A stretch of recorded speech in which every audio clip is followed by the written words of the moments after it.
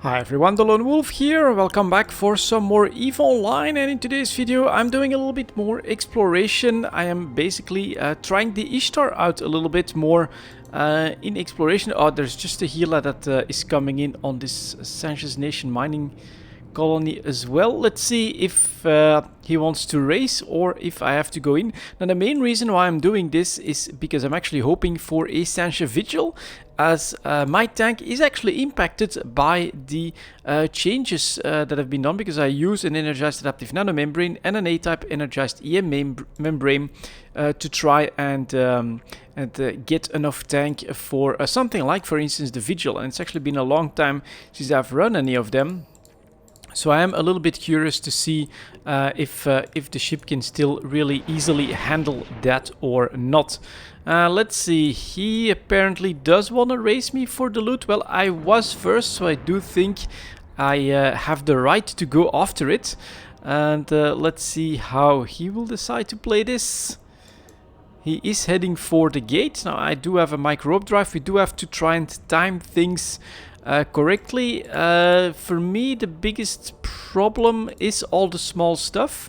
So I'm actually gonna try and get rid of as much of that as possible, so that I can end up with hopefully sentry drones on the gate, and then take out like the furthest battle cruiser or something like that. We still have a couple up there that should be hittable with my lasers, and those should not be too tough.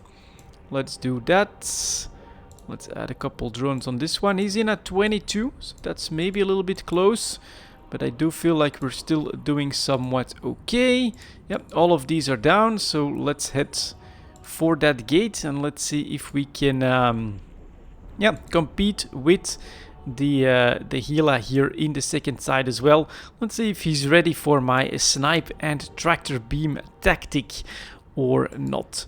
So we are approaching, a little bit of an eye on the cap here, but we should be fine. Let's get this one, and then he'll have to recall his drones. I'll have to speed up, basically. Those are a little bit the problems, but we're at a good range, I think. Especially want to take that one at 18 down first. Gotta get within 50 meters a second before I drop the sentries, so that I don't accidentally get too far out of range. And I'm gonna cut his efforts down. He is focusing on the furthest one first, so he wants that to die first, so that he can have his drones as close as possible for his recall. And I want the ones that are far away to be down first. Let's see if he decides to. He's already recalling his drones. That bastard.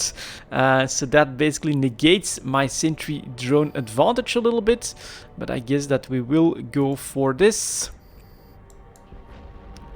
I was too fast.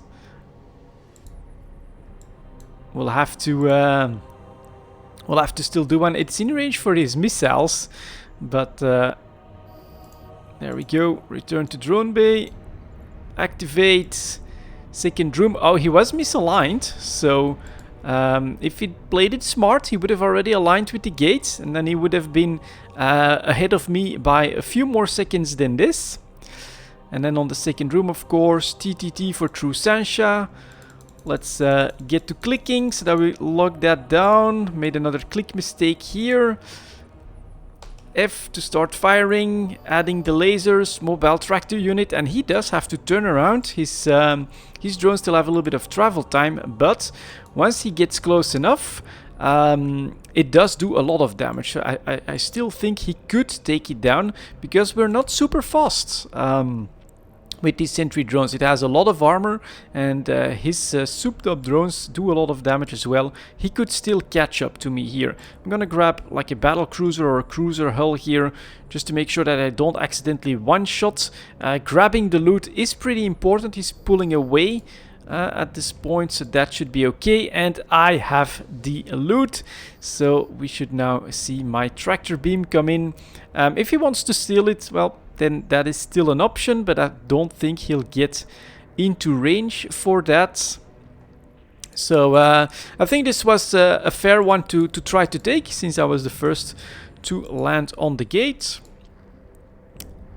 And he's still going after a couple of the small ones. But yeah, Ocean Doro, nice attempt. This is also an advantage of the all-in-one Gila that I use, right? Sentry drones allow me to sit on the warping point and just take care of everything from that range, which is very handy. Oh, he's still coming in there. He might want to take a look at the loot. So we're gonna try and grab that as soon as possible. 40 million, that's not that bad. In fact, that's pretty damn good. Scooping to the cargo hold, and we will be heading for Neil, next system, if I can find the bloody... Oh no, I am in Neil. Yeah, so we need to go to lower next. And we are holding our own very well tank-wise. I have the mobile tractor unit. Yes, I do. And let's hope that he aligns to another gate, basically allowing me to keep going. Hey, I was first on the gate. I was first on the gate. So, fair comp.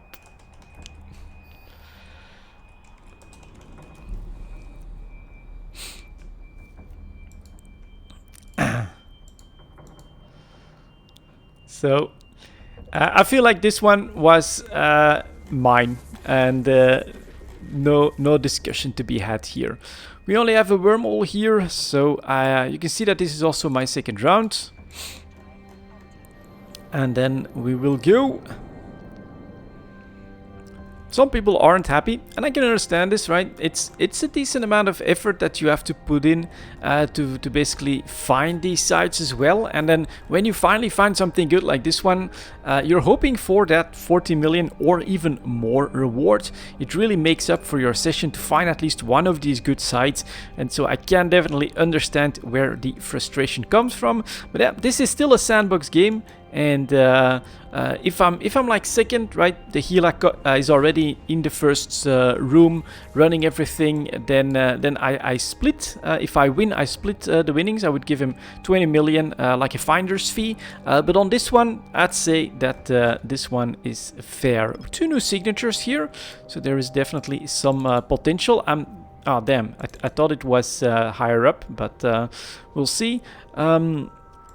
I'm hoping that he's going in the opposite direction. That gives me a good chance to catch some new spawns while we keep going. And otherwise we should see him coming through on the gate. But I don't think he'll be coming after me after his experience in that 4 out of 10. The Gila is faster, right? It does more damage. It is better for the combat side, safer as well. But you can see here there are advantages to using the Ishtar pocket carrier as well, and it can be of high reward, as you see right here. Okay, mainframe, that's the data site. I feel like it's worth it to run these. Another big difference here again between the Gila and the Ishtar. If you don't want to drop any of the tank, which honestly you don't have to, you can afford to do that. You can afford to sacrifice 1 mid slot for an analyzer as well in the Gila. But in something like the Vigil, where your tank is tested quite a bit more than in the 4 out of 10, I can definitely understand people not choosing to do that in most cases. And we actually get a 10 million, a 10 million donation, I think, from someone there. And then this is a combat site, so that could be very interesting as well. Let's start to head for the closest one. If it's nothing, then I can quickly snag. It's a Vigil, exactly what I want to test, so that is perfect. Will anyone be in it? 7 in local for upper double, that's actually quite a lot, but I will quickly grab this one. Let's hope that I get to a 100% on this scan. Yes, I do, so that's good. Get me those scores. Shouldn't be too much travel time. Ooh, that's not bad. That could be really good. Okay, pulling this, doing that.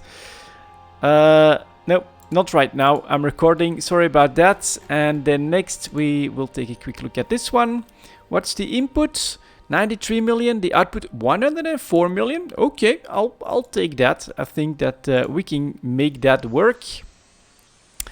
And after that, we are going to try the Vigil, which was really the aim of this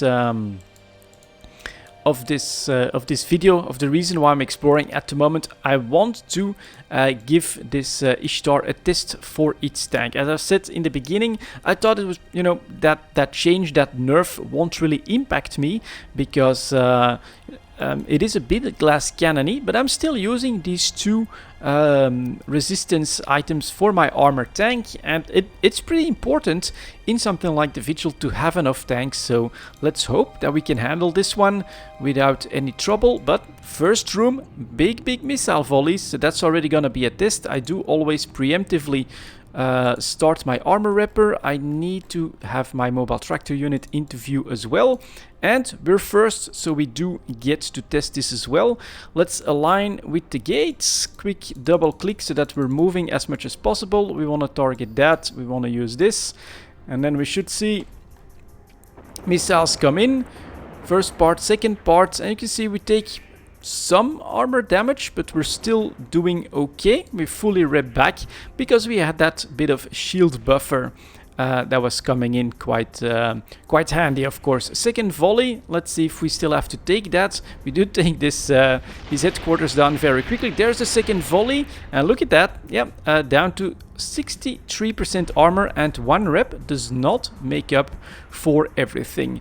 Now this is down, my drones are in, so we can go into the second room. Second rep, we survived this without any real problems. We're taking a little bit more damage, but it is still manageable. The second room though, with all of that all of the webbing, can be dangerous as well. Now it really depends. I like to try the sentry approach here again with the mobile tractor unit. I do need to hope that I don't have any loot from this. I don't see any. Okay, next we've got the True Sancha.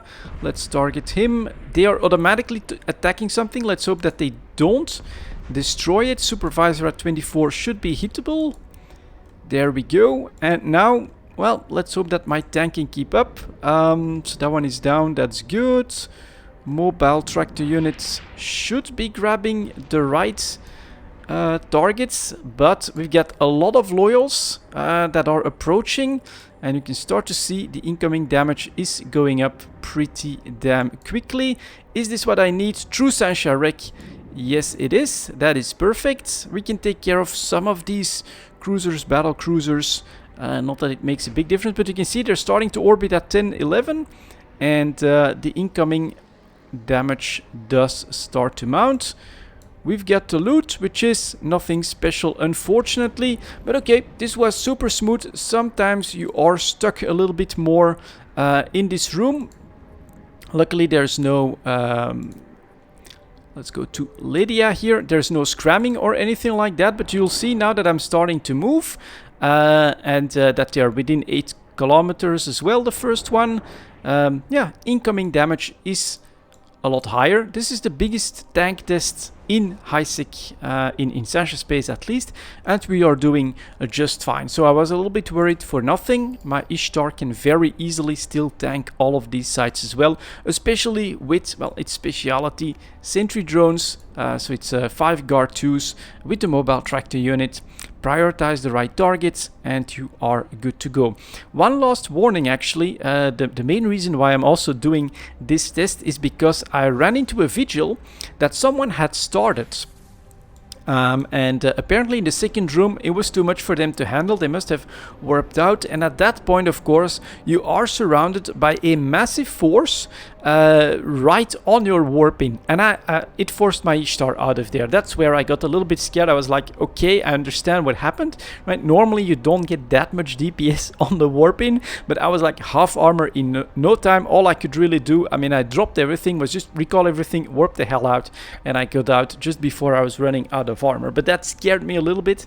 The incoming damage for the Vigil, as you've seen here, is not negligible, but yeah, the nerfs not too bad. My all-in-one Ishtar, my exploration Ishtar, can still very easily handle everything that needs to be handled. So I guess that's gonna be it for this video. pretty good exploration session, and the 40 million, of course, does mean that we have a pretty good income for this effort as well. As always, thank you very much for watching, guys, and I'll see you all next time.